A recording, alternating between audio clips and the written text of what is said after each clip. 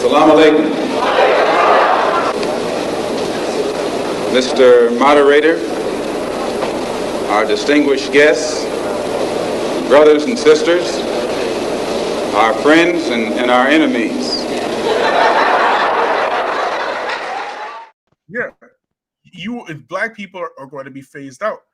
So unless we are willing, see this type of there's no trust, there's no all this stuff that needs to end, because let there continue being no trust and see where that's going to get you in a decade. We ain't got no time for that. Daniel Hakikachu right now is talking this stuff. Look what he's saying. He's talking this stuff. And he know nobody gonna clap back. Not a single one of your YouTubian elites is gonna come defend black folk. Not one. I promise. Not one. Matter of fact, they're gonna criticize you and me because I said I'm gonna put my foot in his ass. They're gonna criticize us for me saying that. They'll criticize us first. They will criticize us first. So do we have time for this? No trust, no this. No, we don't. The time for that is ended. It's done. It's over. The only thing we have time for right now is uniting as a community. That's all we have time for, right? But the next thing is, man, I'm just still upset about this guy's post because, this shows that how they could just attack our people, our oppression, and they don't feel no consequences. They already know no consequences are going to come behind for what they say. And the Muslims in our community are going to keep on alive, especially those on YouTube and social media. They're going to keep on being silent when this guy opened his filthy mouth. Which is an incentive for us to come together. We have to understand what is happening in front of us. The Sister Tika made a good point that the free mixing issue is that it's still an issue today when you have online school. You could do your whole entire course online, or you could do half the course online if that's what you needed to do. But listen, let's be real. I'm going to be real right now. How many Salafi brothers we know who's in Dawa, got a degree from America, and they went to intermixing college, university? Got a whole bunch of them. Come on, I'm gonna stop playing this. We're gonna keep on acting like that. Brothers and sisters ain't going to college and intermingling. Yeah, they're intermingling. You know how many MSAs I've been to here in New York, visiting Muslims? It's even the MSA is intermingling. Facts. My first time I came back from Egypt, a small community college MSA invited me to talk. So I went there. The professors are Muslim and everything. When I gave the talk, I had this one brother, Pakistani brother. He wants to sit with the women. I had to stop the talk just to get him to get up out of there. I'm like, you sit with? And the sisters all hijab, laughing and giggling with this guy, and I'm like, I told the I can't talk because this guy, you need to get up out of there. I'm like, even the MSAs and the Muslims in college, the MSAs intermingling.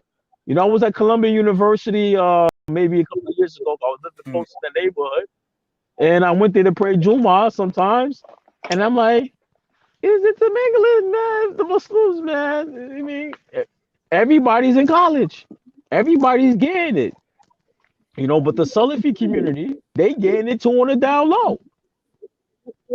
How many you don't see them videos be popping up on YouTube, them brothers in Saudi, them black brothers who be in Saudi, working, teaching, working in universities. Some of them brothers got their degree, wasn't online. Some brothers went to college face-to-face in the classroom. Because let's be real, even the Gulf countries are not even recognizing these online colleges. They're like, what? A degree from what college? Some of them not really recognizing all them online degrees because that's something new in the Arab world. So they're not really recognizing that stuff. They're like, that thing is still up in the air. Right? Even the brothers who were Salafi on YouTube got videos. Some of them are working in Saudi. They got jobs. A lot of them brothers went to college, got a student loan or worked a job, and they was intermingling as women in the classroom with them. We're gonna stop playing these games like Salafi brothers ain't going to college. A lot of them going to college because some of them tired of being broke. A lot of them tired of being broke, huh? A lot of them want to get them sisters, them passport bros. They going overseas to get married. How they going overseas? They went to college, got a job, getting paid some money, and trying to look for a job overseas so they can stay there. So them brothers, they doing what they gotta do. Unfortunately, people don't want to talk All right, about bro. Finish off your that. So thoughts. my last word is what your sister wrote, Tika, the susu. I like this idea. Maybe we could do another talk because I wrote a plan down today about economics for a Black African American Muslim, and she just mentioned the susu. That's a good way because in the Caribbean culture, and Black Americans do have form of susu that help people actually pay off bills and debts and stuff. It's a good way of saving. Instead of me putting my money in the bank, right? We put our money together, So I think maybe one day, inshallah, we could talk about a susu because that's a good way of Muslims, especially Black people, doing saving their money or investing their money because the susu Yeah. could be used to save up to start a business. Yeah, of course. If you can, like, even as an whatever, like, if imagine you get, like, you work with the imam or your, like, Salafis. I don't know. We can do this, like, seriously. The Salafi imam goes to the masjid, whatever, the Black masjid, whatnot, on a Jummah, and presents the idea in a professional manner or whatever, and everybody kind of puts whatever they can in a pot, and every month somebody gets the pot. You know what I'm saying? Like, and if you think as a group, if you start thinking like a group, you'll get things done for your community. But Black people don't think as a group; they think as individuals, and that is the issue. And you have to look at the people who are thinking like groups and learn from them, and start practicing what they practice. Go ahead, brother. CL. No, I don't have nothing much else to say, but yeah, what you just said is a very good idea. That's a topic that needs to be discussed in more detail. I mean, options that I think a lot of our brothers and sisters don't know about and don't know exist. They haven't thought about it because it's all about mindset. When you're stuck in a certain mindset, you don't know what the possibilities are. Exactly. You can imagine now, like, for example, really, if you think about it, let's say you go to the community masjid, right? And the masjid now, they say they just come up with the idea. For example, they don't want to rent anymore; they want to own land. You got like 1,000 people in the congregation, right? Every month, you get like those 1,000 people to donate $10. Every month. That's $10,000. You do that for a year, you get $100,000. You buy your own land.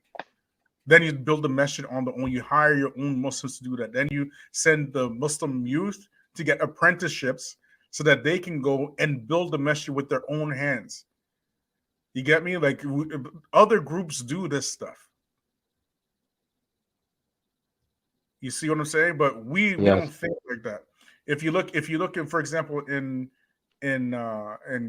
particularly Canada and Toronto, you know who runs the logistics industry, the trucking industry right now? You know who runs it? Either Indians or Nigerians. Sikhs. Sikhs. Oh, the Sikhs. Sikhs. It's Sikhs. The Sikhs. And we're talking about Sikhs who just got here yesterday. Okay. They run the trucking and the logistics industry. How do they do it? Same way. They bring their families over, whatever. First thing they do is they pay for their licenses to get trucks. Like, you see what I'm saying? They work together as a group. They work together. So that's another. All the family comes together to pays for whatever the nephew, the son, whatever, to get his trucking license. They start driving their trucks. They live together in the house. They buy their own trucks. They get their own businesses. They're not thinking to rent somebody's house. They're thinking to own their own house. You get me? We think that we have to rent. We don't think that we can be the landlords. We have to be the landless. Well, I was going to say, what you just brought up a good point that could be added to that conversation is even focusing on a particular industry and locking down in saying, okay, brothers, we're gonna all try to get into this particular industry, and we're gonna all help each other out get into this particular industry. Yeah, and that's I keep saying on the channel. That's why I keep, black teach their black kids to get into trades. You can run an entire trade, plumbing or HVAC, or you know what I mean. And the new thing that's coming up right now that black people must put their sons in.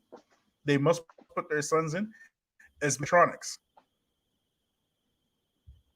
and they can get it out of college or even just a certificate. There's a lot of it's true. it's a lot of different trades. MAMs have to push for that because they are seen as they're seen as the community leaders. The people will respect the imams. If it's just us just talking on a YouTube channel, it won't.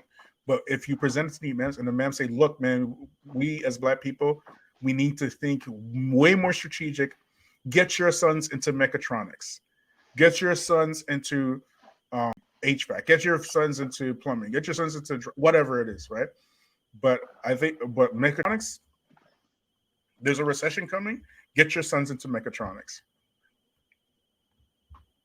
It's good. It's good. 'Cause I was talking to my son about stuff like that last night, man. Because I told him like, yo, you're gonna need a skill, man. The high paying skill. Yeah, and the imam say the masjid will support your sons in it. If you need any help, we'll gather the people, get the money to send your sons to these institutes, whatever. Don't worry about it. Just when they finish, don't forget us. That's an investment. You will never have to beg people for money after that. After 5-10 years, the people will put the money into. You see what I'm saying? Because you're building up your community from. Then you won't have to every single week beg. We have to keep the lights on, blah, blah, blah, all this kind of nonsense. You won't have to do that anymore. Paper gold. You see, black folks are chumps. If America were to tell you to bring all the rocks in this country to her, and she'll give you $1 million for it, you'll do it. And the next day she'll tell you we're using rocks for currencies, chump.